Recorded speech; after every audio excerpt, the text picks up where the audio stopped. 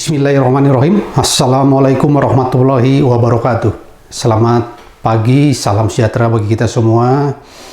Sobat Sista Praja yang saya hormati dimanapun berada. Kembali kita berjumpa dalam e-learning pelatihan pengadaan barang jasa pemerintah. Para Sista Praja yang saya hormati, hari ini kita masuk ke materi keempat, yaitu materi tentang pengadaan barang jasa secara elektronik, sumber daya manusia dan kelembagaan, pengawasan, pengaduan, sanksi, dan pelayanan hukum. Semoga para Sobat Sista Praja dapat mengikuti materi ini secara seksama. Sebelum saya masuk materi pertama, saya ingin sampaikan bahwa penyusun dari materi keempat ini adalah Bapak R. Ari Widianto dan Bapak Budi Bowo Laksono dengan editor Bapak Imam Nawawi. Tujuan di materi keempat ini yang pertama adalah kompetensi dasar. Diharapkan bahwa peserta mampu menjelaskan pengadaan barang jasa secara elektronik, sumber daya manusia, kompetensi, kelembagaan, pengawasan internal, pengaduan oleh masyarakat, sanksi, pelayanan hukum bagi pelaku PBJ, dan penyelesaian sengketa kontrak. Sementara indikator hasil belajar, yaitu bahwa peserta diharapkan mampu menjelaskan satu, sistem informasi PBJ, atau bahasa lainnya adalah SPSE, sistem pengadaan secara elektronik dan sistem pendukung.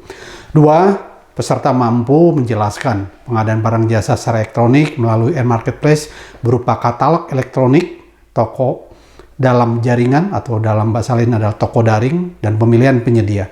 Yang ketiga adalah fungsi layanan pengadaan secara elektronik. Yang keempat adalah pengembangan kompetensi sumber daya manusia, kedudukan, pembentukan, dan tugas UKPBJ, dan yang terakhir adalah peserta mampu melakukan pengawasan internal dan ruang lingkup kerja pengawasan PBJ dan mekanisme dan proses pengaduan sanksi terhadap pelaku pengadaan dan pelayanan hukum. Kita masuk ke sub materi 1, yaitu pengadaan barang jasa secara elektronik. Sobat Sista Praja yang saya hormati, bahwa pengadaan barang jasa secara elektronik ini adalah penyelenggaraan yang dilakukan secara elektronik dengan menggunakan sistem informasi yang terdiri atas sistem pengadaan secara elektronik, atau bahasa lainnya adalah SPSE, dan sistem pendukung. Dan juga kalau kita lihat di pasal 69 dan pasal 70 bahwa pengadaan barang jasa secara elektronik itu dengan memanfaatkan electronic marketplace, meliputi katalog elektronik, toko daring, dan pemilihan penyedia. Sementara pengertian SPSE itu sendiri adalah merupakan aplikasi PBJ secara elektronik yang dikembangkan oleh LKPP untuk diterapkan pada kementerian, lembaga, pemerintah daerah, provinsi, kabupaten, kota di seluruh Indonesia. Kemudian juga di dalam pasal 70 dikatakan bahwa pengadaan secara elektronik itu memanfaatkan e-marketplace. Ya, yang sering sudah kita dengar, mungkin kita sudah sering juga berinteraksi, ya, baik itu dalam bahasa lain ada yang disebut katalog elektronik, toko daring, dan juga tadi pemilihan penyedia yang ini dilakukan oleh kementerian, ya, pemerintah pusat, lembaga atau pemerintah daerah, dan juga dimanfaatkan juga oleh para penyedia. Sahabat yang saya hormati, di dalam marketplace ini tentunya apa peran dari LKPP? Ya, di dalam pasal 70 dikatakan ya bahwa LKPP itu tugasnya atau perannya adalah mengembangkan, membina, dan mengelola penyelenggaraan. Sementara UKPBJ dan pelaku usaha perannya adalah mengembangkan dan mengelola e-marketplace. Sementara di dalam ruang lingkup SPSE di dalam pasal 71 dikatakan ada 7. Yang pertama adalah perencanaan pengadaan, persiapan pengadaan, pemilihan penyedia, pelaksanaan kontrak, serah terima, pengelolaan penyedia, dan katalog elektronik.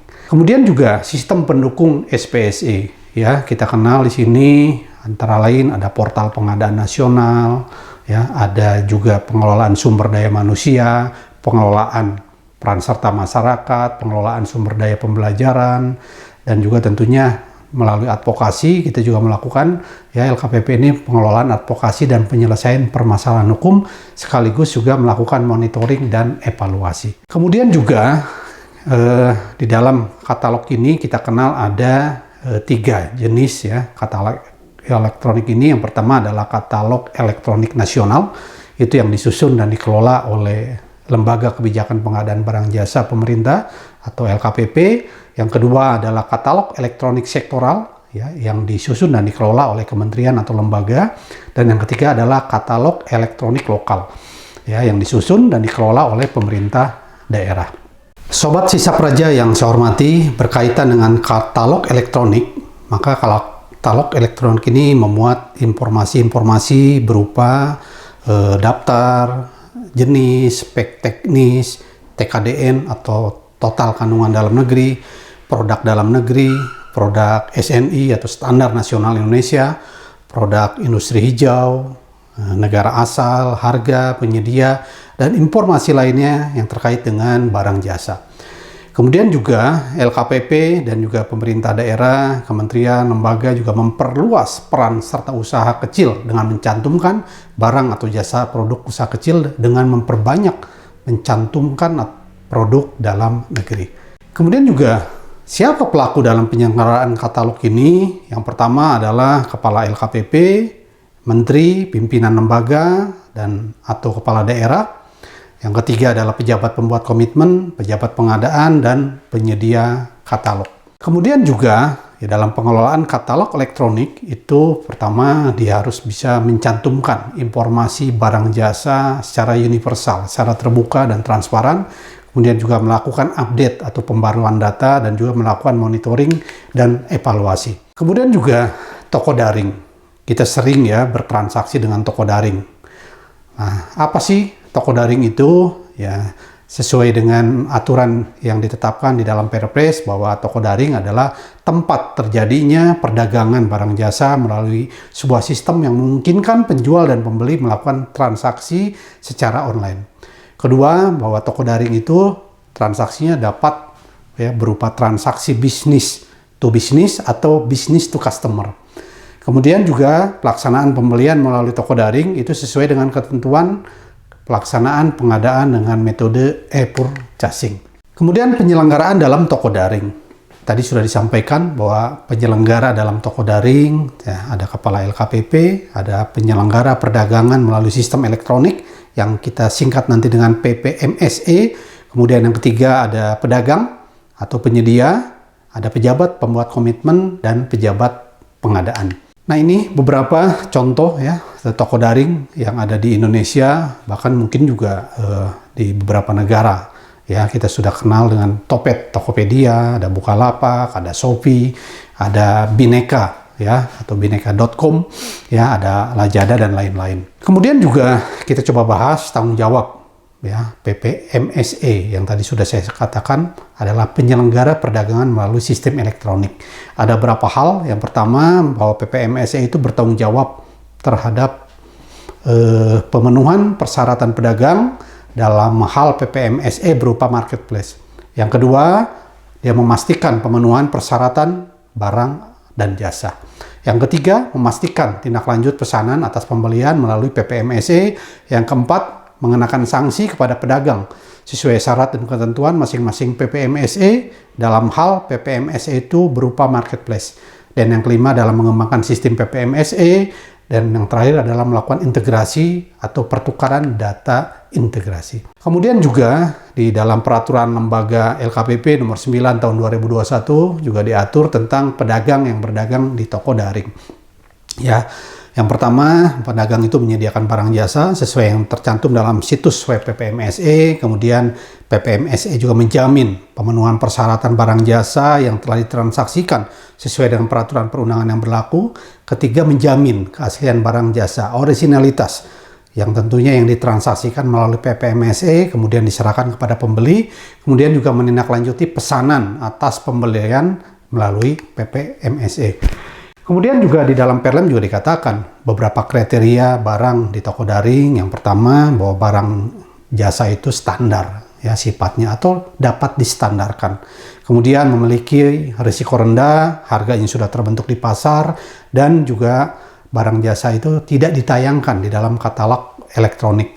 Tentunya dengan ketentuan pertama dengan spek yang sama, penyedia atau penjual yang sama, wilayah jual yang sama, dan syarat dan ketentuan yang sama. Kemudian di pasal 38 diatur ya tentang pemilihan penyedia begitu.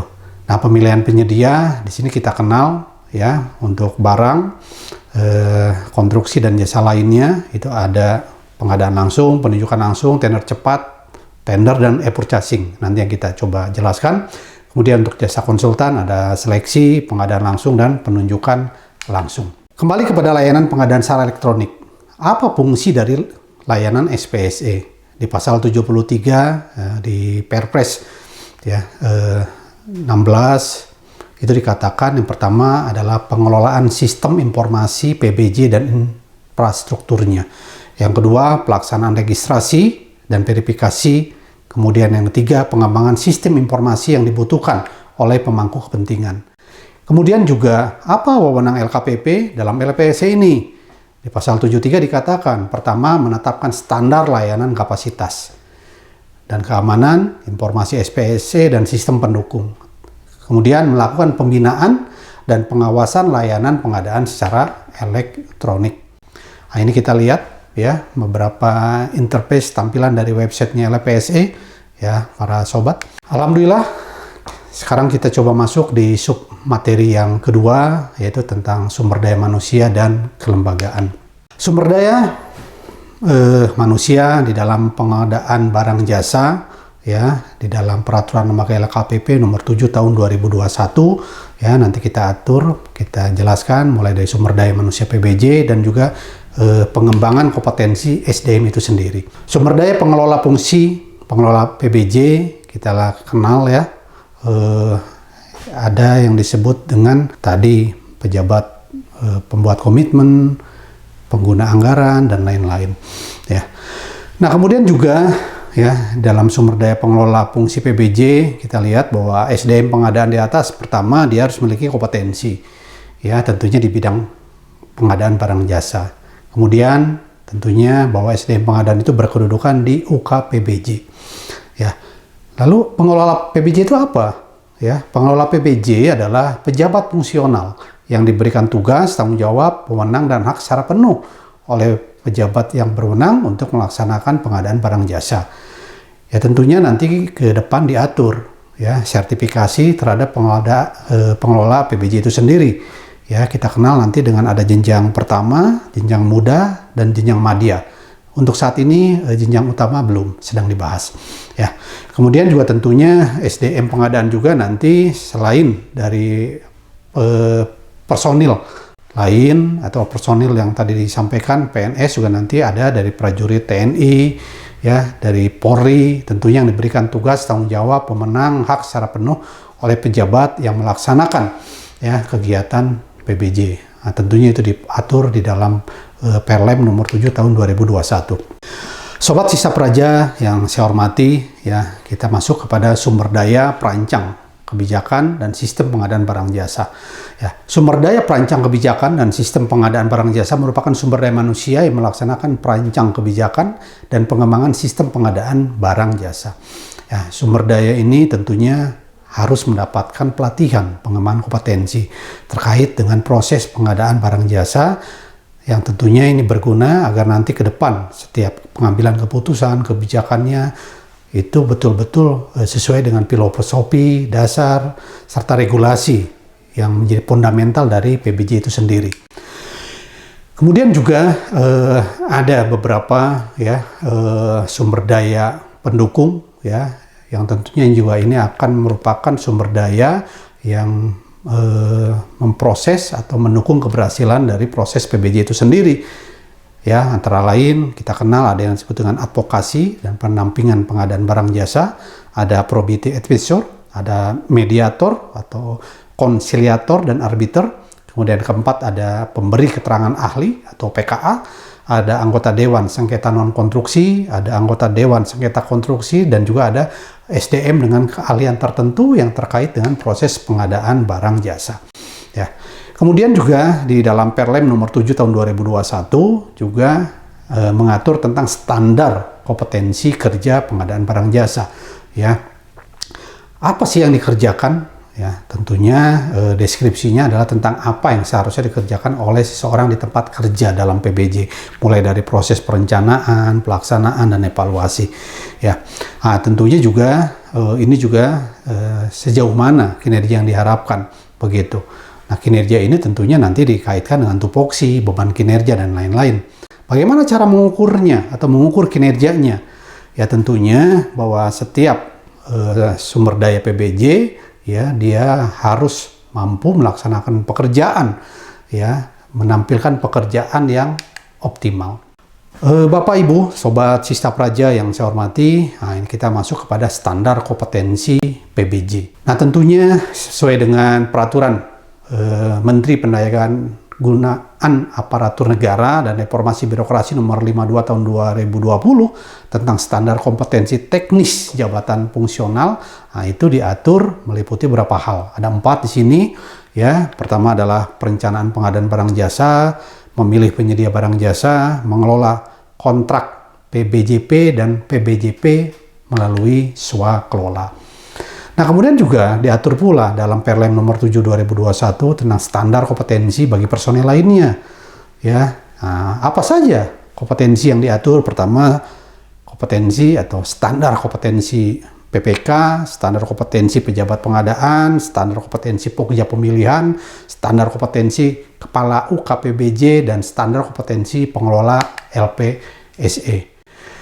Nah, di dalam pasal 88 ya Perpres 12 2021 dikatakan bahwa paling lambat tanggal 31 Desember 2023 seluruh SDM PBJ yang terdiri dari PPK, Pokja Pemilihan, pejabat pengadaan, baik yang dijabat oleh ASN, TNI, Polri, wajib memiliki sertifikat kompetensi bidang PPJ, ya di bidang PBJ ini, begitu. Nah, tentunya ini menjadi suatu tantangan bagi kita semua, ya khususnya bagi ASN yang saat ini belum memiliki sertifikat kompetensi yang mungkin ke depan diproyeksikan untuk menjadi salah satu pelaku pengadaan. Kemudian kita masuk di materi tentang kelembagaan PBJ. Ya, kita kenal ada yang disebut dengan UKPBJ. Apa sih tugasnya? Ya, tugasnya adalah menyelenggarakan dukungan PBJ. Lalu fungsinya apa? Silakan nanti Sobat Sista Praja buka di pasal 75. Ya, ada beberapa fungsi UKPBJ. Yang pertama adalah pengelolaan pengadaan barang jasa, pengelolaan layanan LPSE, pembinaan SDM, pelaksanaan pendampingan, konsultasi dan BIMTEX, pelaksanaan tugas lain tentunya yang diberikan oleh menteri atau kepala lembaga atau kepala daerah.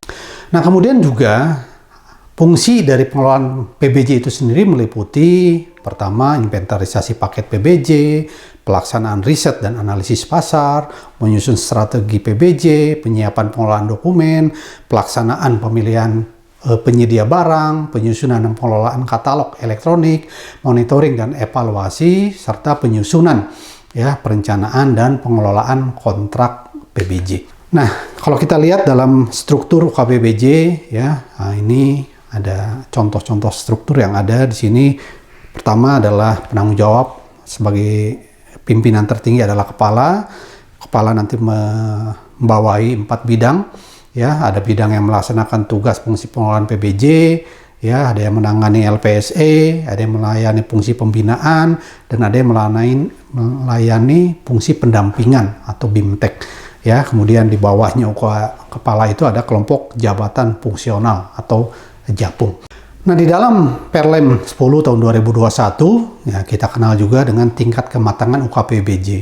Ya, ada 5 tentunya di sini. Yang terendah adalah level 1 yang disebut dengan inisiasi, level 2, level 3, level 4, dan yang paling tinggi adalah level 5 atau level unggul. Itu yang dapat saya sampaikan di submateri 2 tentang SDM dan kelembagaan. Baik, Sobat Sista Praja yang saya hormati, kita masuk di submateri yang ketiga, yaitu tentang pengawasan, pengaduan, sanksi, dan pelayanan hukum. Nah, silakan sambil dibuka juga nanti bukunya Perpres 16 dan 12 ya. Kita lihat di pasal 76 ya, ruang lingkup pengawasan internal. Tentunya di sini dikatakan bahwa pengawasan PBJ itu meliputi pemenuhan nilai manfaat yang sebesar-besarnya, kepatuhan terhadap aturan, pencapaian TKDN, penggunaan produk dalam negeri, pencadangan peruntukan paket usaha kecil, dan pengadaan berkelanjutan. Ya tentunya pengawasan ini dapat dilakukan melalui audit, review, pemantauan, evaluasi, dan atau whistleblowing. Ya tentunya ini semua merupakan juga tanggung jawab dari PA atau menteri, ya, kepala lembaga atau kepala daerah yang bertugas melakukan pengawasan, tentunya melalui pengawas atau APIP, ya, aparat pengawas internal. Kemudian kita lihat juga, ya, pengawasan PBJ dapat juga dilakukan, ya, mulai dari proses perencanaan, proses persiapan, pemilihan, pelaksanaan, sampai dengan serah terima pekerjaan. Nah, semua proses pengadaan ini tentunya harus melalui pengawasan yang bersifat internal. Kemudian juga di pasal 77, Sobat Sisa Praja, ya, di sini juga dikatakan bahwa masyarakat dapat melakukan pengaduan atau kita kenal istilah DUMAS. Ya, mekanisme sederhananya seperti ini, ya, pelapor atau masyarakat, bisa juga penyedia, bisa juga pelaku usaha, ya, memberikan laporan terhadap hal-hal yang dimungkinkan terjadinya dalam tanda kutip kecurangan. Itu bisa dilaporkan melalui APIP, ya, nanti APIP bisa menindaklanjuti melalui audit, review, juga bisa melalui evaluasi. Bisa juga DUMAS ini masuk langsung ke APH, ya. Nah, tentunya nanti, ya, bagaimana kelanjutannya? Ya, ini tentunya melalui proses audit dan review yang komprehensif, ya, terhadap laporan yang dibuat oleh masyarakat. Kemudian juga di dalam pasal 78, ya, sampai dengan pasal 82 ini berkaitan tentang sanksi, ya. Nah, ini para peserta pelatihan PBJ, ya, perlu dibaca-baca kembali, diingat kembali bahwa pemberian sanksi dalam proses PBJ itu bisa diberikan kepada peserta pemilihan, kepada pemenang pemilihan atau penyedia, bahkan bisa kepada kita internal, baik PA, KPA, PPK maupun Pokja pengadaan dan atau Pokja pemilihan. Ya, nah kita lihat di tabel berikut ini, begitu. Nah, kepada siapa misalkan, ya, sanksi itu diberikan? Kita lihat sanksi dalam hal ini katakanlah diberikan kepada peserta pemilihan. Apa yang dilanggarnya? Bisa dalam dokumen yang tidak benar atau palsu, ada indikasi persekongkolan, ada indikasi KKN, atau mengundurkan diri, ya, dari proses PBJ dengan alasan yang tidak bisa diterima. Lalu apa sanksinya? Kalau kita lihat di poin A, poin B, dan C, maka sanksinya pertama dia digugurkan dalam pemilihan, jaminan penawaran yang dicairkan, disetorkan ke kas daerah atau negara, dan dia masuk dalam daftar hitam selama 2 tahun. Ya. Kemudian sanksi untuk yang poin D, ya, mengundurkan diri itu, maka sanksinya pertama adalah sanksi pencairan jaminan penawaran dan juga diberikan sanksi daftar hitam selama 1 tahun. Ya. Nah, kita lihat sanksi ini diusulkan oleh siapa? Ya. Nah, sanksi ini diusulkan oleh pejabat pengadaan, Pokja atau agen pengadaan, dan ditetapkan oleh PA atau KPA. Nah, kemudian juga bisa juga, ya, sanksi itu diberikan kepada penyedia atau pemenang pemilihan kalau dia melakukan pelanggaran, misalkan dia mengundurkan diri, ya, setelah ditetapkan pemenang dia mengundurkan diri sebelum tanda tangan kontrak. Maka apa sanksinya? Ya, sanksinya pertama pencairan jaminan penawaran dan diberikan sanksi daftar hitam selama 1 tahun. Nah, di sini kita lihat bahwa sanksi ini diusulkan oleh PPK dan ditetapkan oleh pejabat pengguna anggaran, maksud saya, atau kuasa pengguna anggaran. Kemudian juga sanksi bisa diberikan kepada penyedia, ya, yang sudah jalan artinya. Ya, apabila dia ada indikasi tadi tidak melaksanakan kontrak, tidak menyelesaikan pekerjaan, atau tidak melakukan kewajiban dalam melakukan proses pemeliharaan.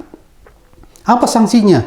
Ya, di pasal 78 dikatakan sanksinya, sanksi jaminan pencairan pelaksanaan atau jampel, pencairan jaminan pemeliharaan, dan juga diberikan sanksi masuk di dalam daftar hitam selama 1 tahun. Nah, ini diusulkan oleh PPK dan ditetapkan oleh pengguna atau kuasa pengguna anggaran. Kemudian juga sanksi juga bisa dilakukan, ya, kepada penyedia apabila tadi ya menyebabkan kegagalan bangunan, menyerahkan jaminan yang tidak dapat dicairkan, melakukan kesalahan dalam hitung volume, menyerahkan barang yang tidak sesuai dengan spek yang diatur dalam kontrak, ya, termasuk juga dia terlambat menyelesaikan pekerjaan sesuai dengan kontrak, begitu. Ya, sanksinya ini kalau kita lihat poin B, C, dan E, itu sanksinya adalah sanksi ganti kerugian, ya, sebesar nilai yang ditimbulkan. Kemudian kalau yang F kita lihat sanksi denda keterlambatan 1 per mil dari nilai kontrak, begitu. Ya, nah ini ditetapkan oleh PPK, tentunya di dalam kontrak sudah ditetapkan begitu.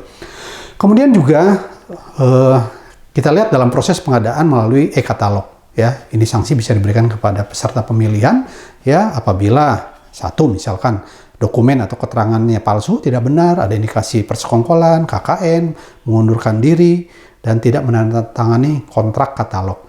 Nah, kita lihat di poin A, B, dan C, maka sanksinya dia digugurkan dalam proses pemilihan dan masuk daftar hitam selama 2 tahun. Nah, untuk poin D dan E, dia masuk daftar hitam selama 1 tahun. Ya, tentunya ini diusulkan oleh Pokja pemilihan, ya, atau pejabat pengadaan, atau agen, atau mungkin juga oleh PPK.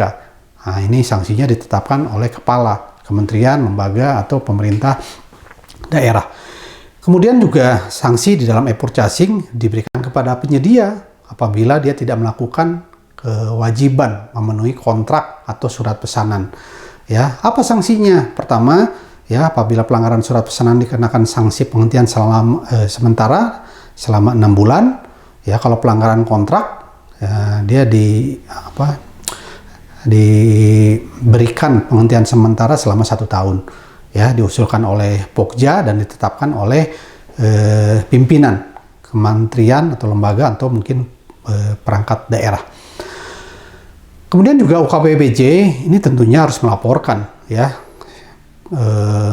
setiap kejadian tentunya berkaitan dengan pidana apabila terjadi pelanggaran, begitu. Ya, apakah mungkin tadi dokumennya tidak benar, ada indikasi, dan juga baik indikasi persekongkolan maupun indikasi KKN. Nah, kemudian juga sanksi juga dapat diberikan kepada kita, ya, apa dia pengguna anggaran, KPA, PPK, pejabat pengadaan, atau Pokja, ya, pada proses apa? Di seluruh proses pengadaan. Misalkan, ya, PA atau KPA lalai melakukan suatu perbuatan yang seharusnya menjadi kewajiban, maka sanksinya administratif, ya.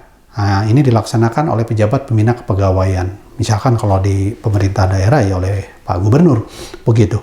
Atau mungkin juga pelanggarannya adalah terbukti melanggar fakta integritas, ya, yang berdasarkan putusan KPPU atau peradilan umum atau PT UN. Maka sanksinya itu diatur dengan peraturan disiplin PNS yang ada, ya. Apakah nanti dalam bentuk hukuman disiplin ringan, sedang, atau berat. Baik, kita masuk ke sanksi yang diberikan kepada penyelenggara swaklola. Seperti kita sampaikan di materi sebelumnya, ada 4 tipe swaklola. Oke, kita lihat di sanksi yang diberikan untuk swaklola tipe pertama. Ya, apa sanksinya? Yaitu adalah pembatalan sebagai penyelenggara swaklola. Ya, sanksi ini tentunya dapat dikenakan kepada penyelenggara swaklola apabila ada pelanggaran swaklola yang berdasarkan penilaian yang dilakukan oleh pejabat pembuat komitmen terhadap penyelenggara swaklola. Ya, tentunya penilaian PPK ini juga, ya, berdasarkan atas penilaian, ya, yang sesuai dengan ketentuan peraturan perundang-undangan. Kemudian juga sanksi dapat diberikan kepada tipe 2, tipe 3, dan tipe 4, ya, itu berupa pembatalan sebagai pelaksana swakelola. Ya, nah, keterangannya di sini dikatakan bahwa sanksi, ya, dapat dikenakan kepada penyelenggara swakelola, ya, atas adanya pelanggaran penyelenggaraan swakelola, tentunya ini berdasarkan penilaian dari PPK, ya. Kemudian juga penilaian PPK juga ini bisa dilakukan secara mandiri atau mungkin juga laporan, ya, dari tim pengawas yang diberikan kepada PPK. Tentunya sanksi ini juga yang sudah sesuai yang tercantum dalam kontrak. Kemudian juga sanksi dapat dikenakan kepada penyelenggara swakelola apabila ada pelanggaran swakelola berdasarkan penilaian yang dilakukan oleh PPK terhadap penyelenggara swakelola. Nah, ini juga tentunya pengenaan sanksi juga, ya, diatur di dalam kontrak. Sobat Sista Praja yang saya hormati, ya, kita lihat di pasal 83 ada yang disebut dengan daftar hitam nasional. Ya, kita lihat karena namanya hitam maka bukunya pun jadi hitam. Ya. Nah, pengguna atau kuasa pengguna anggaran ya menayangkan informasi peserta pemilihan atau penyedia yang dikenakan sanksi daftar hitam ya dalam daftar hitam nasional. Nah, tentunya di sini adalah LKPP ya yang menyelenggarakan daftar hitam. Lalu pertanyaannya begitu, apa sih daftar hitam itu? Ya, daftar hitam itu adalah daftar para penyedia ya, penyedia yang melakukan pelanggaran, tentunya tadi yang sudah diberikan sanksi. Apakah dia masuk daftar hitam selama 1 tahun, selama 2 tahun. Nah, tentunya selama masa itu ya penyedia itu tidak dapat melakukan proses PBJ. Nah, kemudian juga ya di dalam peraturan lembaga LKPP nomor 4 tahun 2021 tentang sanksi daftar hitam, di sini ditulis tata cara dari penetapan sanksi daftar hitam adalah pertama adalah mulai dari proses pengusulan, pemberitahuan, keberatan, permintaan rekomendasi, pemeriksaan usulan dan penetapan. Nah, kemudian juga di pasal 84 ya diatur tentang pelayanan hukum bagi para pelaku PBJ. Di sini dikatakan yang pertama bahwa pelaku pengadaan ya ada PA, KPA sampai dengan Pokja pemilihan yang terkena masalah hukum maka wajib diberikan pelayanan hukum ya oleh kementerian, lembaga maupun pemerintah daerah. Yang kedua, pelayanan hukum diberikan sejak proses penyelidikan hingga tahap putusan pengadilan. Dan tentunya yang ketiga adalah di sini penyedia, ormas, pokmas, penyelenggara swakola dan pelaku usaha sebagai agen pengadaan itu tidak termasuk dalam daftar pelaku pengadaan yang mendapatkan pelayanan hukum. Jadi kembali lagi, pelayanan hukum itu hanya diberikan kepada poin 1. Begitu. Kemudian di pasal 85, ya kita lihat proses penyelesaian sengketa kontrak. Ya, nah penyelesaian sengketa kontrak antara PPK dan penyedia itu dapat dilakukan melalui yang pertama layanan penyelesaian sengketa kontrak, melalui arbitrase, melalui dewan sengketa konstruksi atau yang terakhir biasanya melalui proses pengadilan. Ya, dalam hal ini juga LKPP menyelenggarakan layanan penyelesaian sengketa kontrak. Ya, termasuk Dewan Sengketa Konstruksi juga diatur melalui peraturan menteri. Ya, yang dalam hal ini menteri yang menangani bidang pekerjaan umum dan perumahan rakyat. Kemudian di dalam peraturan lembaga LKPP nomor 4 tahun 2021 juga di situ tercantum tentang pembinaan kepada penyedia. Begitu. Nah, apa saja yang diberikan di sini? Selain tadi juga diberikan sanksi, juga mereka juga wajib atau memiliki hak untuk diberikan pembinaan, meliputi pemberian peningkatan kapasitas, pemberian dukungan, penilaian kinerja, begitu. Nah, tentunya juga di sini sampai tadi pengenaan sanksi daftar hitam. Itu Sobat Sisa Praja yang dapat saya sampaikan di materi keempat ini. Tentunya saya harapkan ya di materi keempat teman-teman sobat para peserta pelatihan PBJ tingkat dasar tetap ya semangat membaca kembali buku-buku ya yang ada, dan tentunya tidak lupa nanti juga kita akan coba melakukan tryout terhadap soal-soal di materi keempat ini. Terima kasih. Assalamualaikum warahmatullahi wabarakatuh.